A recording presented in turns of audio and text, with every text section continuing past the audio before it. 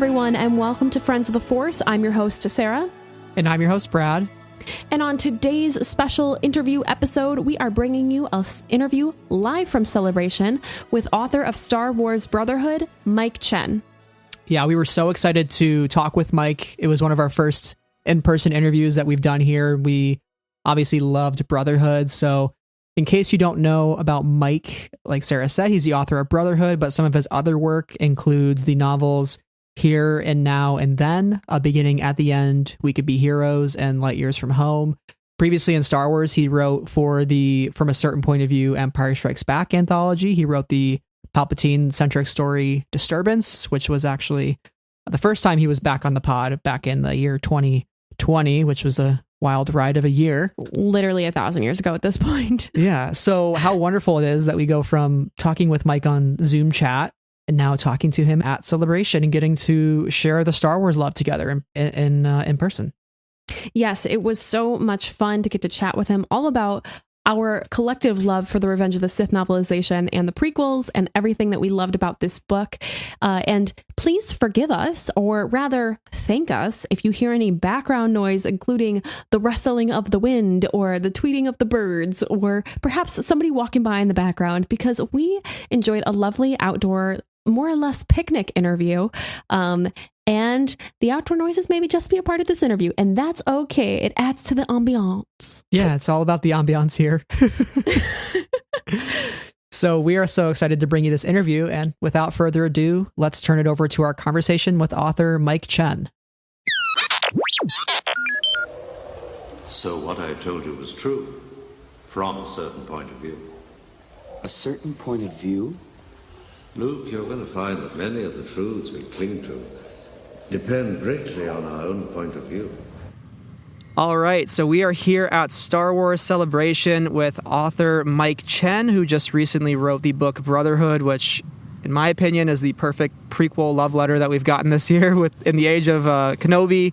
Mike, thank you for joining us back on the podcast. Thank you for having me, sitting in lovely Disneyland Hotel's courtyard. Yeah. It's such a lovely day out. This is, the perfect outdoor interview here.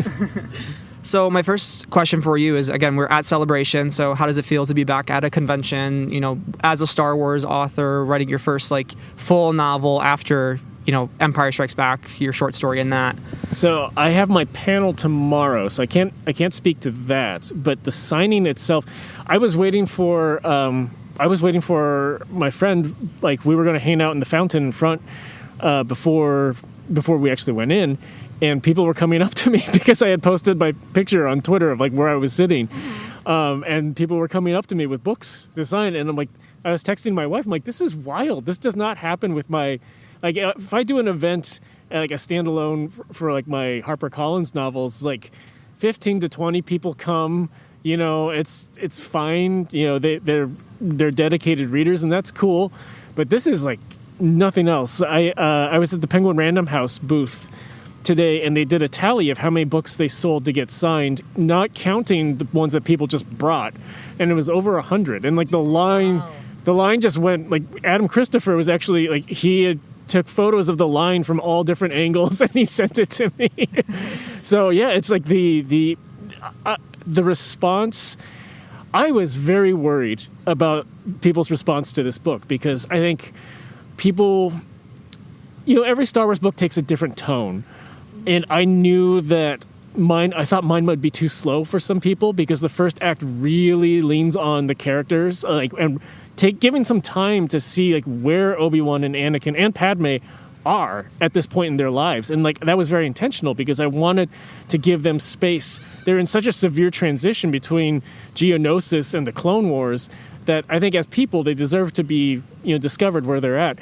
And I was really worried that was not going to fly well, but people seem to really, really like it. That's so interesting that you say that, because I feel like that's the exact things that fans are looking for. Yeah, I was really surprised. I dared to look at the Goodreads reviews, and it's 90%, this is the book I've been waiting for. There's 10% of people who say it's too slow. I want more an action Clone Wars arc, and that's fine. I knew I was not giving that to them. It takes about halfway for the action sequences to really kick in.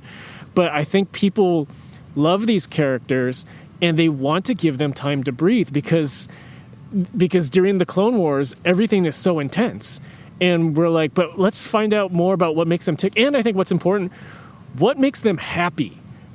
That was really something that I really wanted to dive into. So that's a deviation from how is your celebration. No, but that's all good stuff, and I'm glad, I'm so happy that the response have been so positive about this book, because we've all kind of been waiting, these prequels fans, for it to come back in full force. We got a taste of that in 2019 with the Phantom Menace celebration, and now we're back better than ever. Kenobi, Andor, the 20th anniversary of Attack of the Clones. So it's a prequels heavy year. I'm seeing people in Jar Jar shirts with Jar Jar backpacks. I'm seeing people with all of the early 2000s style T-shirts. Mm-hmm. Like it's very fun to see. I feel like for a lot of people, it feels like the season 7 of the Clone Wars was like a validation that like Disney is going to embrace this era, and they recognize that there is I was born in 1978, so I grew up with the original trilogy, but I consider the prequel era, I think Empire is still my favorite film, but the prequel era as a whole is my favorite. And to see, after so much garbage thrown about it, for people to really embrace it and be like, this is really good storytelling. These characters are great, and it's like very Shakespearean in scope. For people to actually finally recognize that is really, really validating. So yeah, you mentioned, being born in 1978, kind of growing up with these stories. Can you talk a little bit more about your personal fandom and what brought you to today, wearing the sand shirt and writing this book? Like I am now, I didn't like sand growing up. I remember like going to the beach one time with a family friend, and it was like cold, and I'm like, why is this sand in my shoes? This is the worst thing ever. And I still feel that way. I hate sand so much. So I grew up with the original trilogy. I remember, I watched Return of the Jedi in the theater. I had the toys growing up. My brother had toys too. They broke really easily growing up. Heir to the Empire, when that came out, it was a big deal. And I think I believe it was Dark Force Rising, where my buddy and I went to the local Walden Books, and they had a Star Wars party. So they rolled out the VHS player on the cart that you used to have in school, that sort of thing. And so they played that in the background. Just everything like that. Super Star Wars for Super Nintendo. I had a Sega Genesis. But we rented a Super Nintendo just to play Super Star Wars, that sort of thing. So it's just been a big part of my life. And when I went to college, my first year in college was the special edition year, and we fell in. We were lucky. There was about 5 or 6 of us on my dorm floor who were all really into Star Wars. And so we recruited everyone on our floor. We drove out to the special edition premieres together and everything. It was really, really great. It's just been a part of my life. Attack of the Clones is the second date I went on with my wife, and she wore a Princess Leia shirt on our first date. Amazing. So that's a perfect first date. Yeah. And so I will say that as of this recording, I have not seen Kenobi, and my wife is resisting watching. I told her you can watch it. I understand. She says, no, I'm going to wait for you to come back. So sounds like you married the right person. Yeah. we have built a marriage around our fandom. Amazing. That's so much fun. That's so much fun. So with the prequel trilogy, and you talk about how important that is to you, what is it really about that time period, and when you're writing Brotherhood, what were some of the most important aspects that you wanted to capture from that era in order to have the story fit in seamlessly with the rest of the trilogy? So the first part of that question, I've wondered this. I'm what is it about the prequels? Because I grew up with the original trilogy. It's kind of like with Doctor Who. You typically like your first Doctor that you run into, and obviously this is not my first Star Wars. And the more I think about it, I think I even started to feel this way even before the Clone Wars came out. But the Clone Wars really hammered it down and cemented it. This is my favorite. And I think it's because I like melancholy in my art. That's why I like a lot of sad indie rock. And there's just like, even in the Phantom Menace, which is full of joy, there is this like sense of like something bad is happening. And then, like, you get it in Attack of the Clones even more. And then Revenge of the Sith, which, I mean, like, I'd say, like, you know, there's execution flaws in The Phantom Menace and Attack of the Clones. I totally recognize that. I still love them. Revenge of the Sith is basically perfect to me. It is an amazing film. And one of the things I just love about it is that, like, there is just this overwhelming momentum that, like, something bad is really happening, and you can see all of the characters like trying to push and pull away from it, and they just can't do it. So I really like that. I like the gray morality of like things are falling apart and people are trying to do right, and it's different from the original trilogy where it's like it's very stark. Like, here are the heroes, here are the villains. We're the little guys fighting the good fight, and so there's just so much more complexity in the prequel trilogy, and then you get that really expanded upon in the Clone Wars. My wife actually had not seen Clone Wars until a few years ago, and I'd always talked about it with her, but like she just never had the time to. And then so before Mandalorian, like when we knew Ahsoka was going to be on Mandalorian, I'm like, okay, I'm going to show you a few essential episodes, and then we're going to finish with the Siege of Mandalore. And then after we finish that, first thing she said is, wow, Ahsoka has seen some shit. Like, yes, she has. But then she's like, I love Anakin. No, I'm like, I know, you do, don't you? Yeah. So, yeah, I think like it's something about how there's so many moving parts. The whole era is very, very dynamic, and that's what really intrigues me. There's a second part to that question that I totally missed. Yeah, and I think you're hitting it a little bit in terms of like what I asked was like about how you fit some of the most essential aspects of the prequels in, and I think you're speaking to it a little bit as like the prequels is sort of this downfall of this age of the Republic where maybe people can try to work together, and it turns into this sort of authoritarian government and all of our heroes go through the worst possible experiences of their life, but here in your book, you're sort of having the high point right before the dip. What I really wanted to, so there's two things that I really wanted to hammer on is the characters themselves, because like, you know, George had them say some ridiculous stuff. I mean, like, we'll just flat out say it. Yeah. But I wanted to like ground that in reality and revisit those moments. So like the line about sand, or like even like, there's a callback to the Phantom Menace with like the "Are you an angel?" line. And in Brotherhood, I write it as like Anakin's thinking like he was so taken with her that he just blurted out the first thing that came to mind. And like we have all done something incredibly stupid, like in the face of like, you know, infatuation or whatever. So I wanted to be able to revisit and recontextualize those moments for people to like empathize and really like Anakin, because I think one of the biggest problems with going from his age of like 9 to like 19 to 22 or whatever, it's like the gaps are so big that you see all of these highlight points, but you don't quite understand how he transitions from place to place. And that was one thing that like I really, really wanted to hit. And the other thing, like on a political level, is why is everyone going along with this? Right. Because it's like, if you go from the end of Attack of the Clones and then you go into Clone Wars, I mean, like, you know, there's hesitation. Like, at the end of Attack of the Clones, you see Bail Organa be like, you know, what the hell's going on? And then, like, Obi-Wan and Mace and Yoda are like, I don't understand, but we're doing this. And then by the time you get to Clone Wars, which is only like a few months, they're just like, we're doing this. Let's go. And I really wanted to understand that, because I thought there was like, you could probably explain a lot about why the Republic fell and why the Jedi fell with just that. So I really wanted to like sew in a lot of the stuff that was like originally planted in Attack of the Clones, but then contextualize it knowing that it's transitioning into the Clone Wars. And there was, at first it felt daunting, but then the more I thought about it, I'm like, oh no, this is all right here. I just got to connect some dots. Mm-hmm.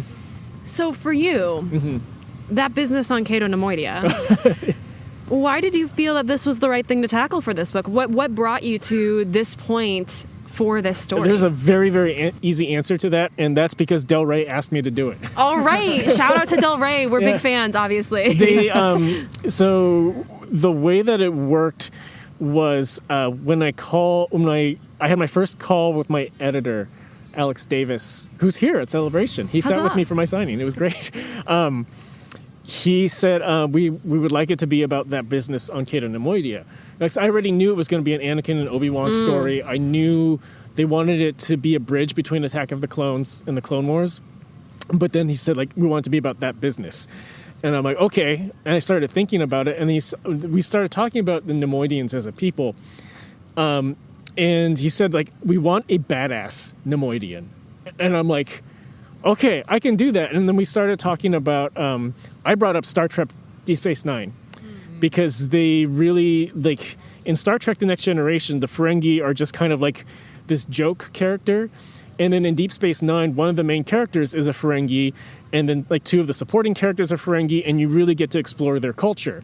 And so we talked about, like, doing that for the Nemoidians while also adding, like, a badass hero for that. So that's really all where it started. It was, like, this, rough direction of, like, let's figure out what that business is, but then here are the guidelines for it, and then I just wrote up a pitch from there. Yeah, so what was it like to get that call from your agent?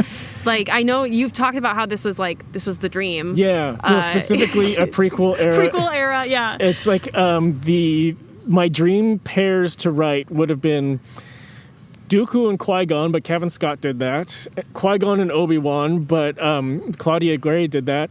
And then Anakin and Obi-Wan. I got to do that.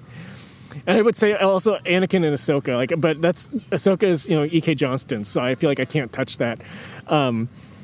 So when I got the call, I was, it was in the middle. It was May 2021. We were finishing up homeschool kindergarten, which don't ever do that. It's so incredibly terrible. It's so hard. And so I'm like trying to do like my day job, like, corporate email stuff while like keeping my daughter like on task with her teacher online. And my phone rings and I see it's my agent and I had nothing on submission. So I answer the phone and I say, why are you calling? I don't have anything on sub. And he said, you're going to get to write Star Wars. And then I'm like, whoa. And he said, you're going to write Anakin and Obi-Wan. And I just kind of like stopped. And then I started to ask like practical questions. And this is when my wife came in the room and I asked like, is it during Clone Wars? Is it Attack of the Clone? Like, when is it? And she looks at me, at my wife, because she just walked in and she's like, what? And then I go, it's Eric. And then she's like, do it. So it was an immediate like, yes, this is awesome. There's also the panic of like, I'm on contract for this other book. How am I going to do that? And my wife was very much like, we will find a way to do it. Like, don't worry. Like, you need to do this. So I will say that during the writing of this book, it came during like incredibly stressful times, as we've all had in the past year and a half or so. And getting to write Anakin and Obi-Wan was basically like playing a role-playing game in my head, where I'm like, I am moving the pieces, I am making the decisions, I am like, visualizing like the action and reaction. So it was completely fun. It never got old. All of my other books, I hit a point during revision where I'm like, I don't hate the characters, but I hate the story and I hate this prose and I think I'm a terrible writer. And then usually it comes back around where I'm like, oh, this is pretty good. I like them. But with this, it never felt that way. It just felt like playing the whole time. Yeah, with Anakin and Obi-Wan, they're such, critical characters to not only the prequels, but the entire saga. And there's so many places that we've seen them get developed, including Obi-Wan that's now out. So there's going to be a whole new, all these new themes and moments to look at. And so for you, when writing those two characters, what were the most important highlights, or the most important things that you wanted to highlight for those characters, whether it be traits or experiences, in order to create new connective tissues between, the Clone Wars, Revenge of the Sith, Attack of the Clones, all these different places we see them? So I think it's a little different between the two, because with Anakin, it goes back to, like, if you follow me on Twitter, I've talked about this a lot, and it's Anakin's voice. And I talk about how in Attack of the Clones, when he's with anyone who he considers a senior, so Obi-Wan, Yoda, Mace, Palpatine, whoever, he's got this, like, his gait, his shoulders, his voice, like, everything's super formal. And then when he loosens up, like, around Padme, you first see it, like, when they're on the freighter to Naboo. And you're like, oh, he's a human underneath. And you start to see little cracks here and there. And then, like, it just jumps into Clone Wars, which is very, like, Matt Lanter's Anakin, I feel, is very on par with Hayden's at the beginning of Revenge of the Sith. Which, you know, the opening of Revenge of the Sith is like a big Clone Wars movie. Mm-hmm. So it's like, well, what is the line there? Like, how can he be, like, so stilted around the Jedi and then, like, human around, like, when his emotions are tapped for real, and he has this guard down. And that was one of the big things I really wanted to get into, and like, basically be like, we should like Anakin. You know, we should not just empathize with him, but we should like him and see that, like, he's just kind of a big dork, you know? With a big heart. With a huge heart. Yeah. And that's his problem, because no one has ever, like, counseled him on, like, dealing with that. So I really wanted to embrace that aspect of him and explain it, to give it a proper bridge between Attack of the Clones and the Clone Wars. And then with Obi-Wan, I think there's a lot of... I wanted to play with the idea of, like, empty nest syndrome for Obi-Wan, where he has, like, his whole life since Qui-Gon it's been built around this promise he gave to Qui-Gon. Like, everything that he does is, like, trying to fulfill this. And so what happens when he actually does fulfill it? You know, he's... Then like, how does he handle it? And then I got the sense, based on Claudia Gray's Master and Apprentice, that Obi-Wan has some pretty big problems with imposter syndrome. Yes. And to see that where, you know, he's dealing with, like, the most powerful, the most headstrong, you know, the most Anakin Jedi ever, he's going to wonder, like, did I do this right? Especially because it happened with, like, this promise to his dying master. And so for him, like, that seemed like a necessary bridge to get to James Arnold Taylor's, like, buddy, sassy Obi-Wan, is to, like, understand, like, where does this imposter syndrome and his promise to Qui-Gon and what he's done, like, how can that all consolidate? I apologize for these rambling answers. No, these are... I could talk about Anakin forever. Great answers. We could be here all night. I know we all have other obligations, but, like, if we didn't, I'm here to talk about it all the time. Talking about Anakin hasn't gotten old either. No, it doesn't. It doesn't. He's the best. And now I'm gonna throw you into another, you know, rambling answer, and I mean this in the best way, because it's so clear, and you've talked about it, about how much the Matthew Stover Revenge of the Sith novelization, you know, it kind of influenced you. What brought you to that novelization? When did you read it for the first time? And what speaks to you so much about Stover's writing? I read it for the first time in 2005, like, shortly after the movie. And it was basically, I think there was it was like that time when, like, it really wasn't in theaters anymore, and I wanted to revisit it.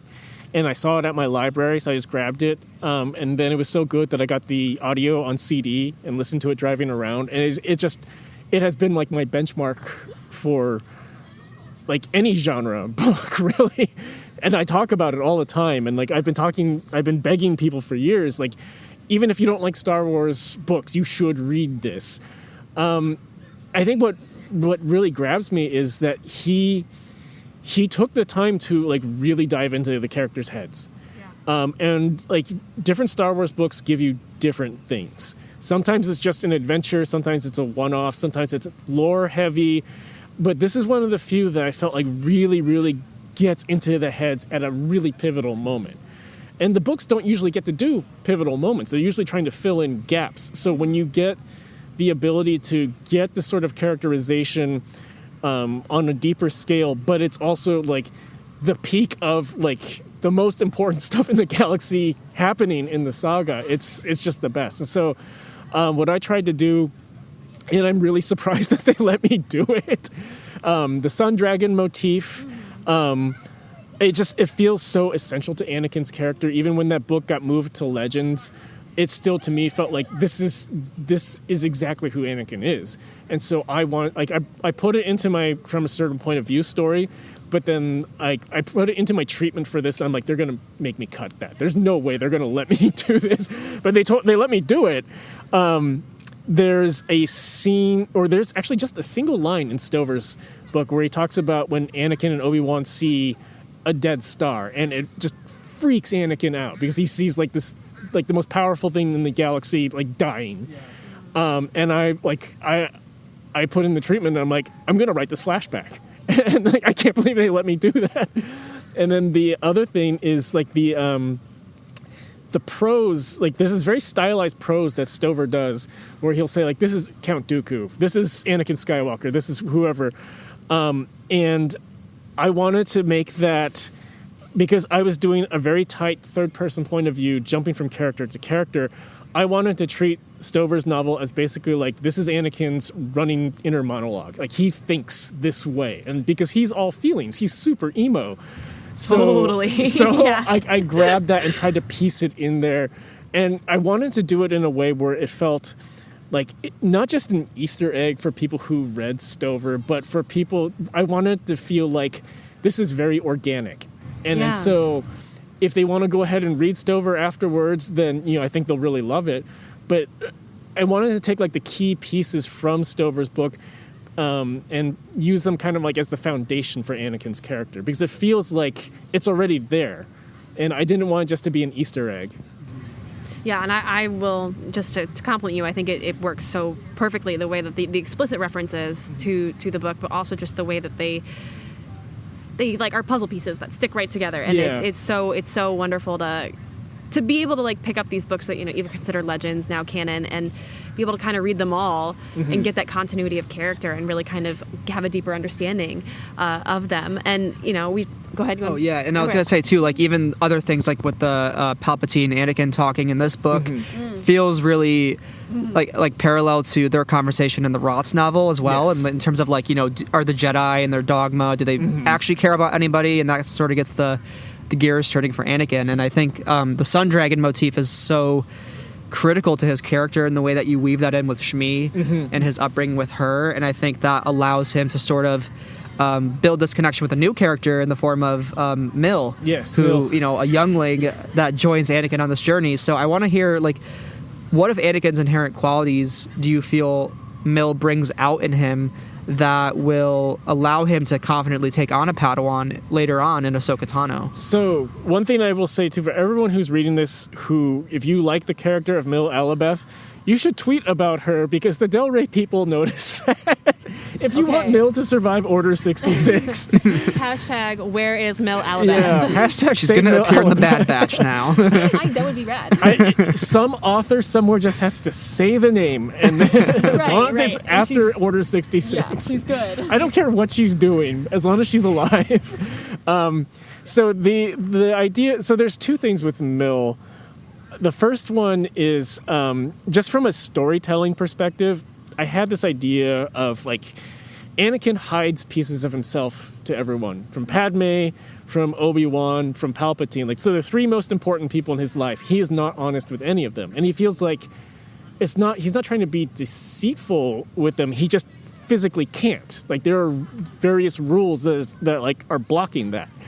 And so what I wanted to give him a foil with someone who sees all of him. And so with Mill, her connection with the Force is she's an empath. And so Anakin cannot hide his feelings from her. Like, they both kind of discover this together. But that's the idea is I wanted someone who could see all of Anakin, even when he tries to hide. Because the only character I could think of that might do that is the father in the Mortis trilogy.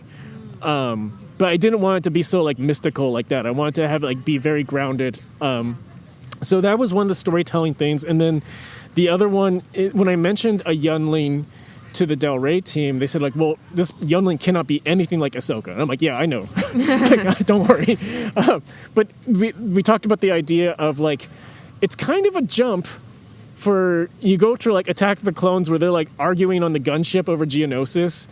And then suddenly, like a few months later, by the way, here's a Padawan, and right. It's like, And I remember when they did the marketing for the Clone Wars movie, and they're like, Anakin has a Padawan that you didn't know about. And I was like, even I was thinking, like, this is stupid. Why are they doing this just to, like, this is purely like a marketing ploy. This is no basis in story. And obviously it turned into one of the greatest characters ever. But then, like, at the time, and even now, I was thinking, like, what is the jump? Like, and so it was really important to have, like, a proto Ahsoka where, there's not the responsibilities of master and apprentice, but I wanted the characters to see that Anakin does have leadership skills. Yeah. He doesn't know it yet, but we feel like this could actually be good for him. Yeah, it's so wonderful to, like, towards the beginning of the book when he kind of first meets Mill, when he kind of just goes to her specifically. Mm-hmm. And I feel that completely, whether, like, you see in the Clone Wars or not, just unlocks for the reader a side of them you haven't entirely seen in that way before, mm-hmm. Mm-hmm. Which is so delightful and endears you to him more. It's, what you see in Clone Wars, and this is one thing that I think really my wife was not expecting with Anakin, because she's seen Attack of the Clones and then jumped to Revenge of the Sith. But the idea that Anakin really cares about people, and like, there's a line in Brotherhood that talks about how, like, if you are loyal to Anakin, he will be loyal back to you forever. And that is, there are a lot of people who are like that. It's just they're not, the most powerful Force user in the galaxy. But that was really, really important to portray, because I think it really gives you a sense of, like, what are Anakin's ideals? Like, what is his guiding light? And then how can that be manipulated? And one of the funnest scenes for me to write as a writer was the Palpatine and Anakin scene, because it feels like every line that Palpatine says to him is like pushing a button. And it's done in a way where Anakin, like, if you read this and you read it straight, like, my dad, who does not read Star Wars, is going to, like, I know he's going to read this, but he probably has no idea who Palpatine is or what Palpatine's going to do. And he would probably find that scene kind of just boring and somewhat benign. He's just, like, talking to his uncle dude. Right. And so that was really important to play it two ways like that, where, like, if you're on the surface, because you have to play it that, like, the characters in there, like, they don't know what's going to happen. So it's really important to show that, like, if you just watch this on the surface and you took out the context of Palpatine and Anakin and you just read that as, like, dialogue between two people who've had, like, a lifelong friendship, and it had to work like, okay, they're just trying to help each other out and catch up after a long time. But then when you put it into the context of, like, no, this is an abuser who's very powerful and this is the person he's grooming, suddenly everything changes. Mm-hmm. And it was really, really important to, like, weave that in super tightly so that you could see how someone who is without a systemic support system, someone who has no institutional support and desperately needs it, can be manipulated into that way, which I feel like is very relevant to our current timeline. Yeah, and you talk about Anakin needing support, and I feel like there's a couple times in the book where Obi-Wan says, like, should I talk to Anakin about what's obviously something with Padme going on, right? And he actively chooses not to have that conversation, and, he kind of thinks about how funny it is with him and Satine, and, like, what Anakin would think of that as well. But I think something your book did so well was illustrating how Anakin and Padme are intimate, mm-hmm. After the Attack of the Clones wedding, mm-hmm. and, like, what that looks like when they finally get to have a date night and be husband and wife and get into the mind of Anakin and, like, what he would truly want, which is maybe to, what is a life not in war and not as a Jedi potentially. So, like, what was it like for you to write those scenes of them being affectionate, especially in such a less turbulent time than we get in Revenge of the Sith, when the stakes are so high, like, she's not pregnant by that point. There's not the war's not ending, all that stuff. Because even in Clone Wars, whenever they see each other, it's always like, they're just passing ships. And this is why I always say that this book should be read in tandem with E.K. Johnston's Queen's Hope, which covers the wedding, their short honeymoon, but also when Padme's closest friends, her handmaidens, like, when they discover the marriage and, like, what do they think about it. I was actually thinking, because I had just listened to the audiobook of Queen's Hope after like reading it a long time ago when I was writing Brotherhood. Like I read an advanced copy, but I was re-listening to the audiobook on my drive to Celebration, and then I jumped right into the Brotherhood audiobook, which I haven't experienced yet. And I was thinking, like, these two books, Queen's Hope is like, I mean, you could call it sisterhood because it's Padme and it's Sabe.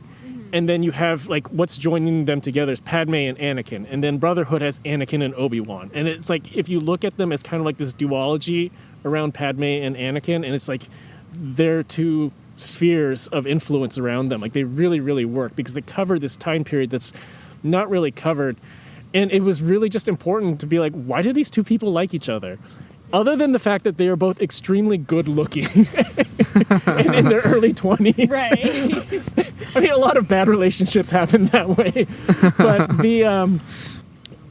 but I think what Kate did in Queen's Hope, and it's really cool, like if you look at the conversations that Padme and Sabe have about Anakin, and then you go to date night in Brotherhood and you see how Anakin views his wife, they really, really line up, because the idea is that they're like yin and yang in how, or puzzle pieces, how they fit each other. Because Padme is like, her whole life, everything has been like systemically controlled. You know, she is super passionate, but she is very, very controlled. Anakin has no institutional support across his entire life. He is all feelings, but he has no way of containing that. So they're both good people at their heart, but they both operate in completely different ways. And they balance each other that way. And then when you bring into the fact that, you know, they're both hot and they're both around the same age, but they both really enjoy this thing that, like, they desperately want. Like, Anakin knows he needs to control his feelings, but he can't. Padme knows that she's like, you know, she could just cut loose one of these times and not plan everything, you know. So to have them kind of like balance each other out, I mean, my wife and I, like, I am the planner. My wife is like the more like instinctive, impulsive person, the more fiery person. Like, I am the more chill, like, let's figure this out type of person. Like, there's so many couples that are like that. And I think they're just drawn to each other. Like, you have a core of like shared, you know, beliefs or shared passions or whatever, or you're just attracted to each other. But then you balance each other out on a personality level. And that's what Anakin and Padme do for each other. Yeah, I think we're coming to time, and we could, I'm genuinely, we could talk to you all day about this book and about how amazing the prequels are, and how much we love the Rotz novel, because it's literally the most perfect thing to ever exist. But I guess our final question for you is, what impact do you hope Brotherhood has on readers, and you know, what do you hope that they take away from this story and Anakin and Obi-Wan's relationship? I think, like, everyone loves Obi-Wan. I mean, so I think I want them to understand Obi-Wan more. Like, there's parts in Brotherhood, when we talked a little earlier about how Obi-Wan, I didn't think I was really like affecting canon by hinting that Obi-Wan knows something's going on between Anakin and Padme. Because, I mean, in Attack of the Clones, like, it opens with them talking about Anakin and Padme. Yes. And then on the gunship, you know, like, Anakin's like, I want to go save her. And he's like, don't let your feelings get in the way. I'm like, so it's clear, like, they know something's happening. The thing that was missing was, how much does he know about her side of things? And so I wanted to show that, like, he knows something's going on. And the bigger battle is, he's arguing with himself about what to do about it. Because you see hints about it in the Clone Wars series. And so it's like, I really want to like establish like the foundation for that. That's Obi-Wan's big arc. And I think part of it is it mirrors the institutional failings of the Jedi, because Obi-Wan is like, he says throughout the book, he's like, I should do something. Like, no, you know what? He's a Jedi. I have faith in him. Like, we should just let this play out, because that's how things work. I trust in him. The problem with that is you have Palpatine. And you have the Clone War moving at such a fast pace that they never get a chance to do that. And it's the same issue with Anakin and Padme's marriage, is they don't have time to sit down and talk about it. They don't even have time for date night, because the Clone War and Palpatine are just tearing everything apart. So I wanted to show that Obi-Wan Obi-Wan is such a true North character, and he believes so much in his institution and his faith in the Jedi and the Republic that he cannot possibly fathom that they are being manipulated. Even when Count Dooku tells him that, and he's like, no, that's not true. And so I really want that sort of like journey for Obi-Wan, where it's like, oh, we understand why he did the things that he did, but like in hindsight, probably shouldn't have done that. Sure, yeah. And then with Anakin, it's basically just, what I talked about earlier about like that bridge in personality between Attack of the Clones and the Clone Wars. But the main thing is like, I want readers to like Anakin, because Anakin's a great character, and I want them, perhaps more important than liking him, is to empathize with him, because he is probably, I feel like, the most complex character in Star Wars. He's got the most going against him. He's like, he's got the Jedi telling him, you're the chosen one, but don't do that. And he can't be honest with his best friend. He can't be honest with his wife. And he's got like this evil uncle who's like manipulating him. So he's got all of these things just like tearing him apart. And the poor guy is like, he wants to help everything because he cares so much about it. And to show that and really bring it to the surface increases the reader's ability to empathize with him and to like him, because he's a great character. And like it's funny, and again, I'm sorry I'm rambling. No, my no wife, apologies.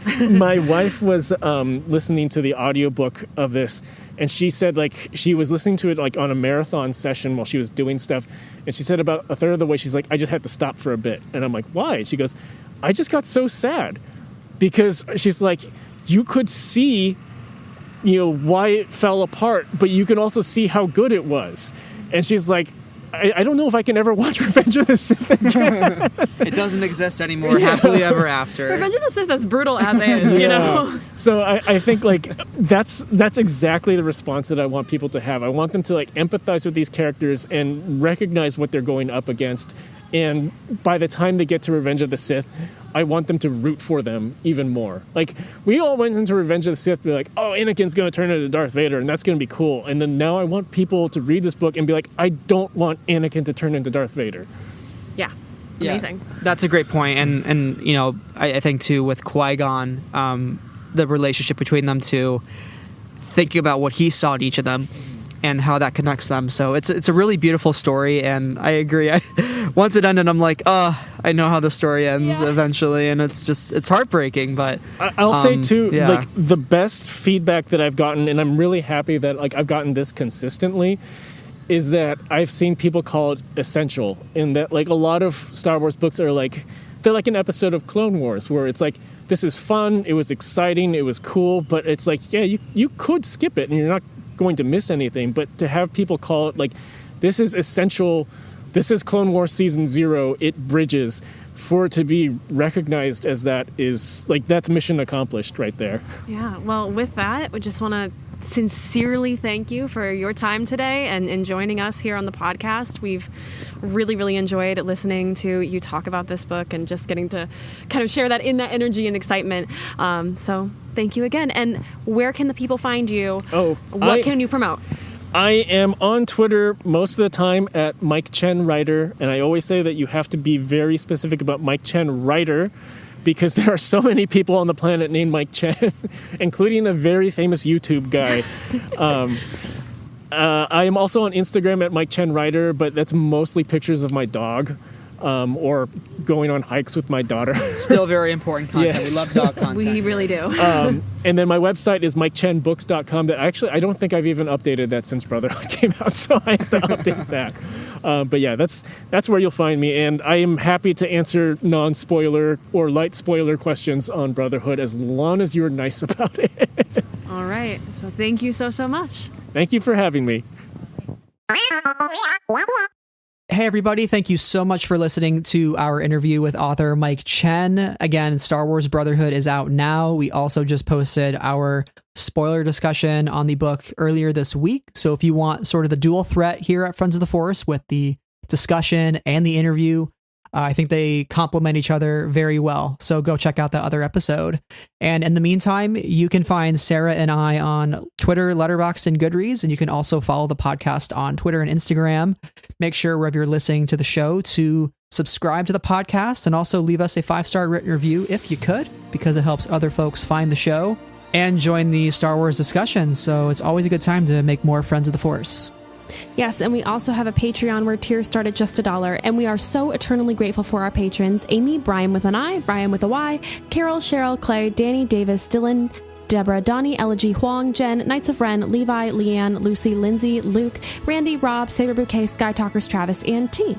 Yes, so thank you all once again for listening, and until next time, may the Force be with you always. Happy Pride!